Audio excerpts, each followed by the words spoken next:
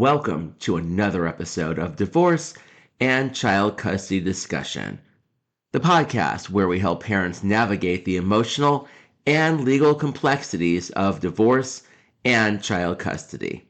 I'm your host, Brian A. Victor, a family law attorney, mediator, former family court services mediator, and law school professor. Thank you for joining me today. In this episode, I want to provide you with important and practical information about child custody mediation, what it is, how it works, and how to prepare yourself for this crucial step in the custody process. However, before we get started, I'd like to thank all my loyal listeners as I do each and every podcast episode. The listenership of this podcast grows each episode, and you, the listener, are the main reason I produce this podcast. So thank you for your continued support, and remember to click subscribe so that you don't miss any upcoming or past podcast episodes. Also, special shout out to Feedspot for naming this podcast one of the top 15 divorce podcasts to listen to. And a huge thank you to Million Podcasts, which named this podcast one of the top 40 mediation podcasts and listed it at number 2 of their top 30 best child custody podcasts. And remember, as always, the goal of this podcast is to educate, and nothing in this podcast constitutes legal advice or creates an attorney-client relationship. All right, so now on to the podcast. And first, I'm going to talk a little bit about what is child custody mediation. So let's start with the basics. Child custody mediation is a process that allows parents to work with a neutral third party, the mediator, to reach agreements on legal and physical custody, as well as visitation. In many counties in California and across the country, mediation is either required by the court before a judge will make custody decisions, or is strongly encouraged as a less adversarial option. The goal of mediation is to help parents create a parenting plan that is in the best interest of their child, while avoiding the emotional and financial toll of prolonged litigation. So, what happens during mediation? Well, during the mediation session, both parents meet with the mediator, sometimes together, sometimes separately, depending on the jurisdiction and, of course, any safety concerns. The mediator facilitates a conversation about custody schedules, including school days, weekends, and holidays.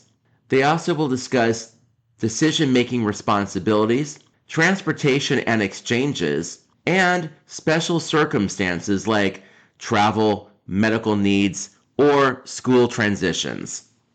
Now, it's important to understand that the mediator is not a judge.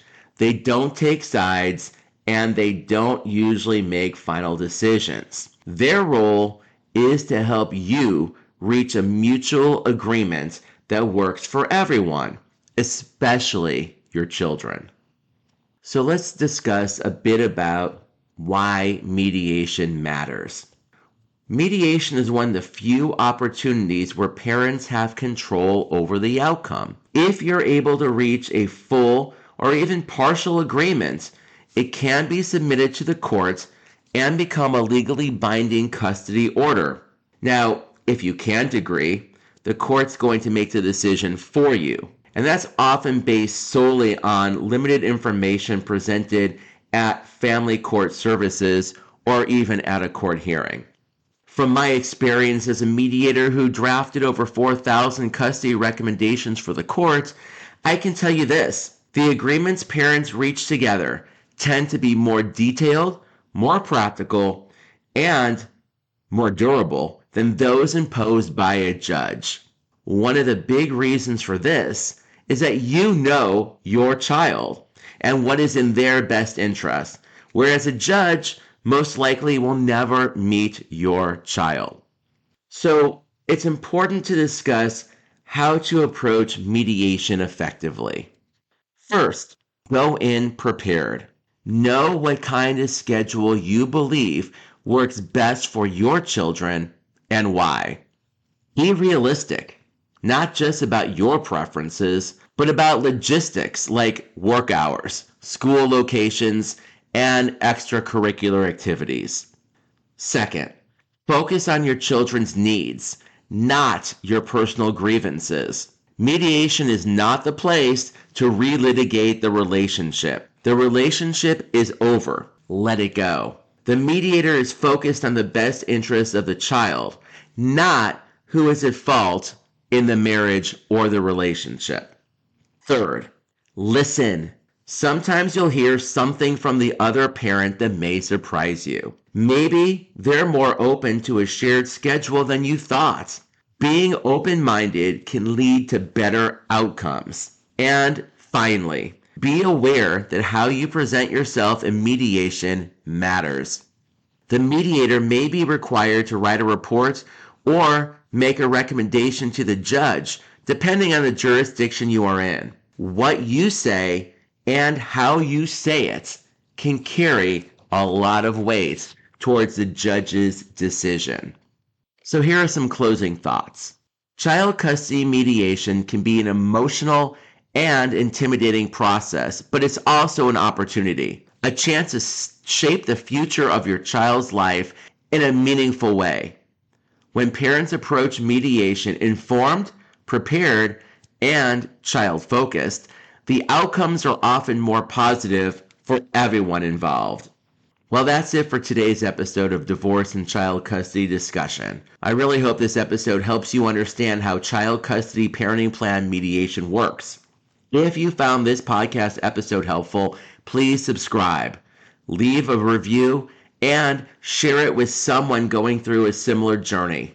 And if you have any questions about child custody parenting plan mediation or have suggestions for topics for future episodes, you can contact me at www.brianvictorlaw.com. And be sure to check out my podcast archive for more episodes like this one. Thanks again for listening, and I'll talk with you next time.